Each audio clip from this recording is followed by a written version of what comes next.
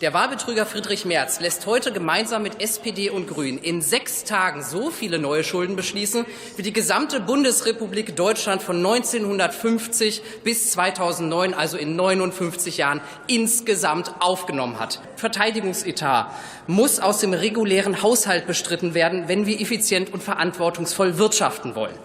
Alle Ökonomen sind sich einig, dass Deutschland grundlegende Strukturreformen braucht.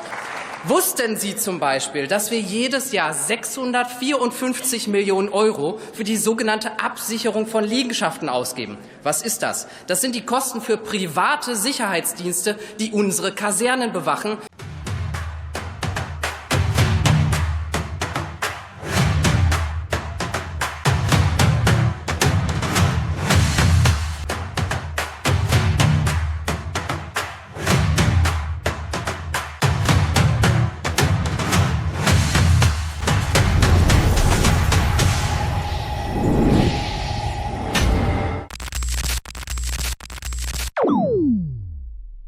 Hey Leute, willkommen in der Realität.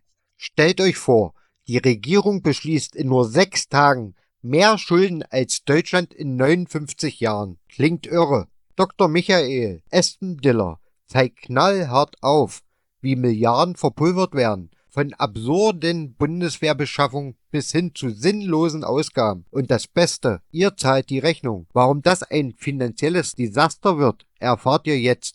Also bleibt dran.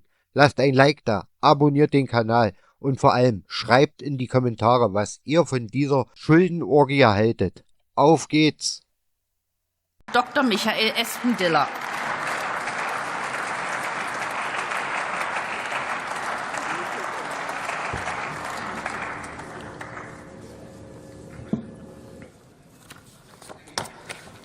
Sehr geehrte Frau Präsidentin, sehr geehrte Kollegen, liebe Zuschauer im Saal, bei YouTube und auf X. Der Wahlbetrüger Friedrich Merz lässt heute gemeinsam mit SPD und Grünen in 6 Tagen so viele neue Schulden beschließen, wie die gesamte Bundesrepublik Deutschland von 1950 bis 2009, also in 59 Jahren, insgesamt aufgenommen hat. Es werden im 10-Jahres-Verlauf zwischen 1,6 und 1,8 Billionen € sein. Und die meisten ahnen bereits, dass mit diesem Geld alles Mögliche passieren wird, aber dass es am Ende nicht bei den Bürgern ankommen wird. Es herrscht dabei weitgehend Konsens darüber, dass die sogenannten Infrastruktur-Sonderschulden abzulehnen sind, weil sie zu den regulären Staatsaufgaben gehören, die der Staat aus seinen laufenden Einnahmen zu ziehen hat. Aber es hält sich nachhaltig der Irrglaube, dass das im Falle der Bundeswehr anders wäre. Ich möchte für meine Fraktion hier noch mal deutlich klarstellen, auch der Verteidigungsetat muss aus dem regulären Haushalt bestritten werden, wenn wir effizient und verantwortungsvoll wirtschaften wollen. Alle Ökonomen sind sich einig, dass Deutschland grundlegende Strukturreformen braucht, dass wir der Bürokratie einen Riegel vorschieben müssen und Wachstumsimpulse setzen müssen. Und alle sind sich einig, dass es dabei nicht hilft, einfach nur Geld über das Problem zu schütten, wie es schon in den vergangenen Jahren erfolglos gemacht wurde. Aber warum sollte das bei der Bundeswehr anders sein? Ich habe in den letzten 3 Jahren als Berichterstatter für den Einzelplan 14 sowohl die regulären Ausgaben im Verteidigungsbereich als auch das Sondervermögen Bundeswehr begleitet. Und ich kann Ihnen sagen, unser Problem ist hier primär nicht das Geld. Davon hat das Verteidigungsministerium jetzt so viel, dass es sich regelmäßig Geldverschwendung leistet. Wussten Sie zum Beispiel, dass wir jedes Jahr 654 Millionen € für die sogenannte Absicherung von Liegenschaften ausgeben? Was ist das? Das sind die Kosten für private Sicherheitsdienste, die unsere Kasernen bewachen, weil das unseren Soldaten offenbar nicht mehr zuzumuten ist. Und wir bezahlen jährlich ca. 180.000 Soldaten aus dem Bundeshaushalt, von denen die wenigsten im Einsatz sind. Man weiß nicht, was sie den ganzen Tag machen, aber die Bewachung unserer Kasernen gehört ganz offensichtlich nicht dazu. Oder gehen wir zum Thema Beschaffung. Auch bei den Beschaffungsprojekten bezahlen wir regelmäßig einfach zu viel. Zum einen deshalb, weil unsere Regierung einfach schlecht verhandelt. Zum anderen aber auch deshalb, weil vom BMVG die Bedarfe völlig falsch eingeschätzt werden. Beispiel: schwerer Waffenträger Infanterie. Wir beschaffen hier den Boxer von Rheinmetall, der das Waffensystem Wiesel II ersetzen soll, der seit rund 30 Jahren im Einsatz ist. Soweit, so gut.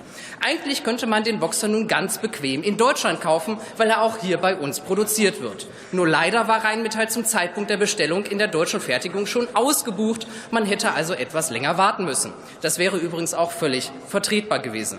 Aber nein, der Russe, der in den letzten 2 Jahren in der Ukraine verliert, steht ja nächste Woche schon in Berlin. Also hat sich Pistorius dazu entschlossen, den Boxer bei Rheinmetall Australien zu kaufen und von dort einfliegen zu lassen. Ergebnis: Die ursprünglich geplanten 2 Milliarden Euro für das Projekt reichen nicht aus. Der Finanzbedarf stieg um 700 Millionen auf 2,7 Milliarden Euro. Und klimaneutral ist das mit dem Flug aus Australien übrigens auch nicht.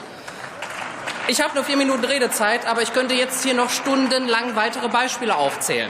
Eine Evaluation findet im Bundesministerium der Verteidigung regelmäßig nicht statt. Weder bei der Mittelverwendung, bei der Beschaffung noch bei unserer Militärdoktrin.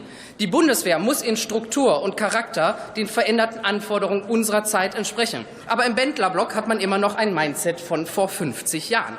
Und das ändern wir nicht, indem wir im Verteidigungsbereich jetzt eine nach oben völlig unbegrenzte Verschuldungsmöglichkeit ins Grundgesetz schreiben. Es bleibt auch im Militärbereich bei dem Satz, Deutschland hat ein Ausgabenproblem und kein Einnahmenproblem. Und wir werden irgendwann auf diesen Tag zurückschauen und feststellen, dass er uns außer Schulden und Inflation nicht viel gebracht hat. Danke für die Aufmerksamkeit. Man fragt sich wirklich, ob das noch normales Regierungshandeln ist oder schon blanker Irrsinn. In 6 Tagen mehr Schulden als in 59 Jahren. Und dann behaupten die Altparteien, die AfD hätte keine Lösung? Dr. Michael Espendiller zeigt hier doch ganz klar auf, wo gespart werden kann.